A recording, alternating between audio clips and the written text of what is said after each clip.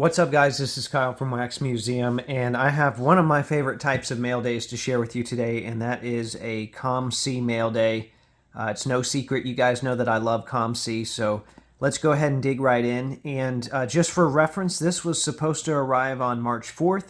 Today I'm recording this on March 1st, so it beat the estimated receiving date by 3 days, so I'm very happy about that. And also, it came in a larger envelope. I already put that envelope to the side so you didn't have to watch me cutting through all of that. But otherwise, I want you to see how it's packaged, because I know a lot of people like that. So you've got your packing slip here, which kind of gives you some of the details. I did ship economy this time, so I wasn't in any hurry, but still made it here quicker than I thought it would. So this is a 27 card shipment. And of course, as soon as I made the request, there was already some stuff that I bought that I would like to get in. So I'll probably be making another request soon, so you might be seeing another mail day soon. That's kind of the way it is with COMC. Immediately when I request something to be shipped, I find something else that I want as well. All right, so let's go ahead and see what we've got here. Oh, this first one's a good one. So this is an Upper Deck black card, number 24 of 25. And I have a Willis Reed. It's supposedly a prime piece, but it's just a single color orange piece. And it's a triple with Karl Malone and Kevin Garnett. So I needed a major upgrade for the Willis Reed patch. So grab this one here that also has Walt Frazier on it. And that is just a beautiful card. Really good looking card. Let's see if they give us any specifics here on the back. I know at the Upper Deck they did. You'll see with some of the Walt Frazier stuff later on they do. So they just said it was game worn, which is fine. But there's something special about one of the Walt Fraziers I'm going to show you later on that I believe is in this same package here. All right, let's see what we got here. Definitely some relics. So this is a repeat of something I already had, but this is a Miles Turner patch. It's game dated. It was from a playoff game, and I got this for like $4, so I couldn't turn down a game-dated patch for $4, so I grabbed that. I got a Cassius Stanley Silver Hollow for my refractor binder. This was like 40 cents. It's amazing that we're back down to that point. I love it. All right, so I got some. There's probably going to be a few in here. Maybe not. Maybe not in this stack here. This Ron Artest numbered card.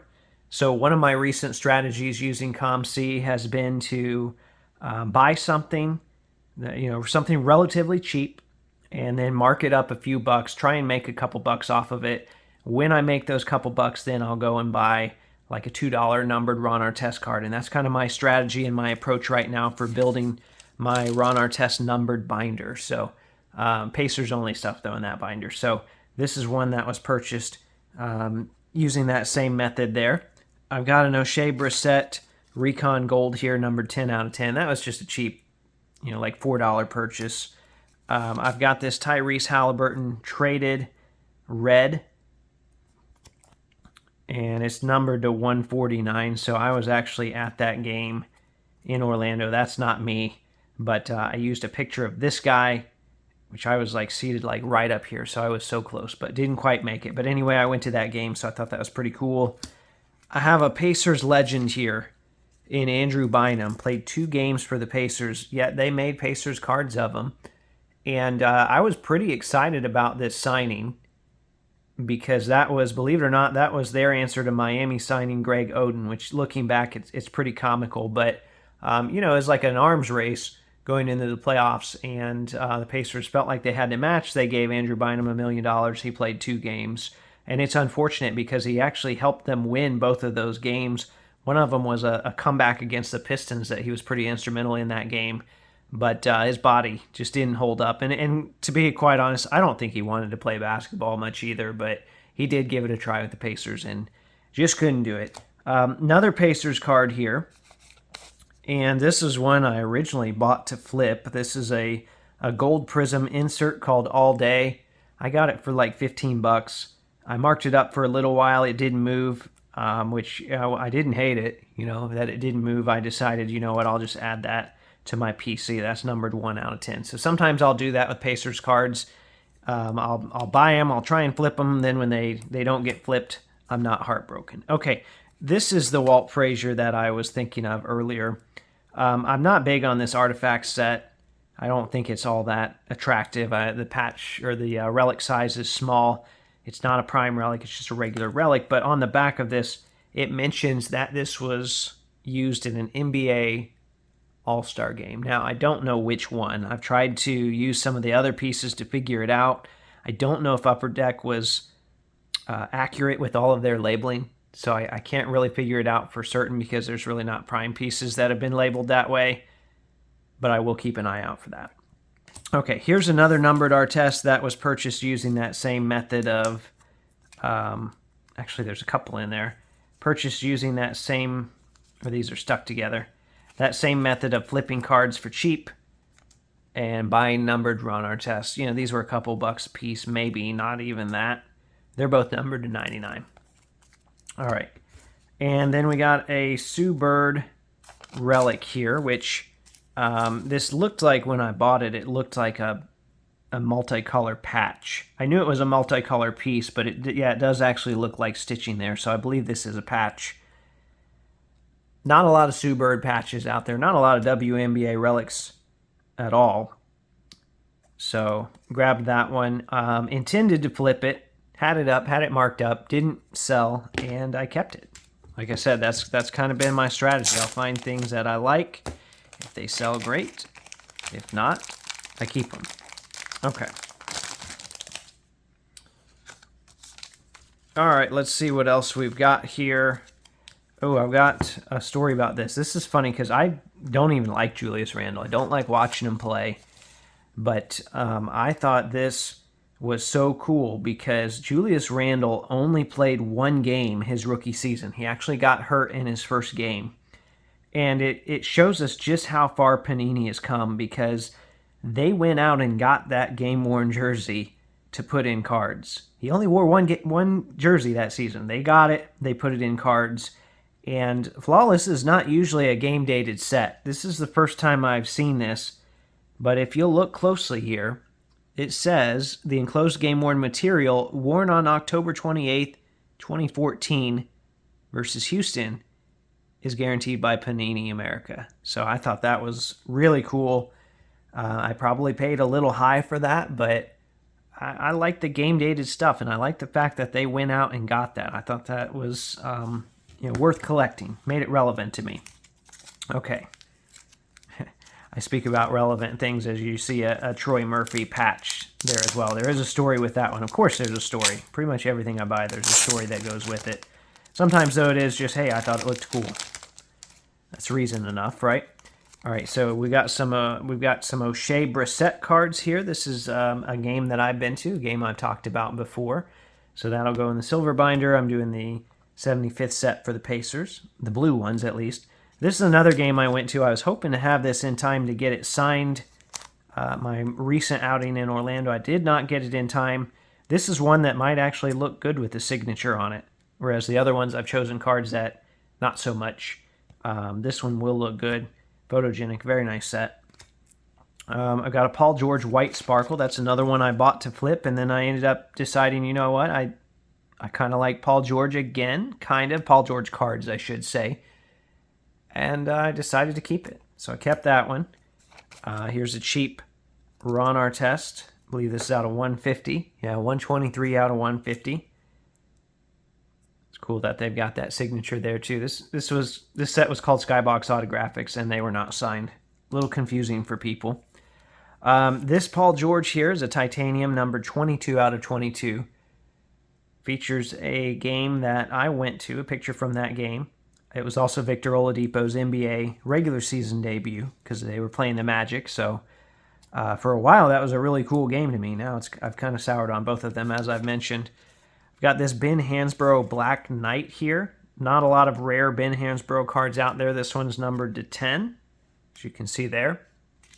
They had different iterations of the parallels. They had the Silver Knight, which had silver here, but then this Panini logo. They had the Gold Knight. And then the next year they had the Red Knights, but they didn't have the Red Knights for this season. This was 2012-2013. All right, Here's another cheap Paul George. These, I believe, this is from Panini Complete, so very, like, cheap. Almost like they were, I mean, it's cheaper than Topps Total, like they were printed at, like, FedEx or Kinko's or something. They're not glossy or anything. But I believe these were one per box. The golds were not easy to come by. So I knew it was a pretty tough hit, and it was like $1.25, so I grabbed it. And then I'm a sucker for, I don't buy a lot of football cards. I like helmet cards, especially multi-color helmet pieces. So this is Marshall Faulk. I have some very good memories of watching him growing up. He was the running back when I started watching the Colts. They show the source material there, which I think is pretty cool. And then this Troy Murphy here, which they said there was an indent on the card. I got it for $4 or $5, I think. I think they said there was an indent on the front. Not much. Oh, okay, there's a scratch there. That's not a big deal at all. But I'm slowly, I have several of the 101s from this rainbow. So this is the patch number to 10. I figured for $5 it was time to grab that, finish this rainbow. I might be done. I don't even know. I think I need the 25 if that's a thing, which is pretty funny. You know, I need the easiest card for the rainbow. Okay, really cool card here. This is another one that had a damage note. But man, I hit this bin so fast when I saw this. I never see. I can't remember the last time, or if I have even seen one of these Grangers. It's numbered to 7. So this is the damage down here. I figured looking at it, I could just, there you go. Damage fixed, right? Put it in the top loader like that. It's just fine. It's not a damaged card. I love this set, this black gold set. This is numbered 3 out of 7. This is a very tough. Oh, there's some impressions on the back there. I can live with that. Who looks at the back? Very tough Danny Granger to come by. Man, that's a good looking card too. All right, let's get this in there so that corner doesn't fold back up. That's the challenge, is getting it in the sleeve where it doesn't fold up. I'll work on that later. You don't need to see me struggle with that here. That is a good looking card, right? All right. Ooh, about losing him. That would not be the first COMC video where I've spilled the stack of cards that I've already gone through. I love all the supplies that I get too when I ship with them. Okay, next one here. This is a Vince Carter card, which, you know, normally I wouldn't be looking for a Vince Carter Mavericks card, but this is a set that I really like and I'm slowly working on. It's a game dated patch. So this is from a game versus the Charlotte Bobcats. Not one that I went to, even though I went to a lot of Bobcats games. It's from November 3rd, 2012. I think this one was at Dallas. Otherwise,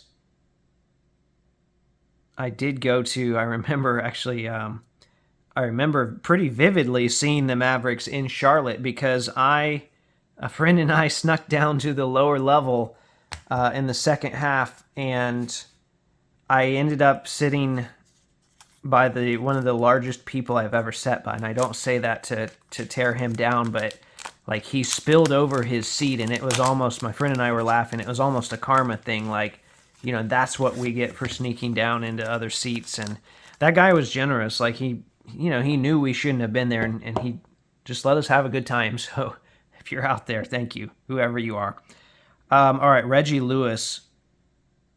I believe this is the gold 2017 Flawless. Man, I love 2017 Flawless.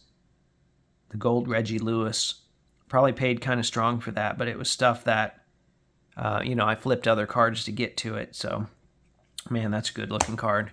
And then finally, this is one I've had for sale forever on COMC. And I tell you what, I'm not really upset that it didn't sell. This is, now if you just look at, I do not care about the card itself. So this is one where you're thinking, are you really, is it a 10? Are you obsessed with the grade? I don't even remember what it graded. That's not why I want the card either. So let's see, it graded an 8.5. Who cares about that? But this was a program called G-Gum, and this slab's all scratched up. G-Gum. And what G-Gum was is you could order cards or get cards graded and have pieces of relics put in them that they had on hand from source material that they had. You go on the G-Gum website, it shows you a picture of the source material. So this was a Wizards practice jersey. And if you go to ggumcard.com, and it might not be active now, but if you use the Wayback Machine, you can still see it. I know I've saved the pictures of this Jordan practice jersey. It was a reversible Wizards practice jersey, so they've used both sides of it. Pretty smart by them, but you're not getting Jordan patches for cheap. And you got to be kind of creative if you want Jordan patches. And this is actually the third Jordan G-Gum patch I have now. I've tried to be creative about adding some nice Jordan stuff to my PC. So still, it's a practice worn jersey, but I'm not going to complain about that. Well, this was a great COMC mail day, man. Look at all those patches. I've got a night of sorting ahead of me. Sorting, taking pictures, which I'm not good at. I'm practicing with that still. Putting stuff in binders. It is going to be a great evening. Probably put a game on. Let me know how you unwind whenever you're sorting cards. I'd love to hear that as well. I appreciate you watching this. If you liked it, hit that like button. As always, there are new episodes of the podcast that come out every Thursday. And thanks for watching.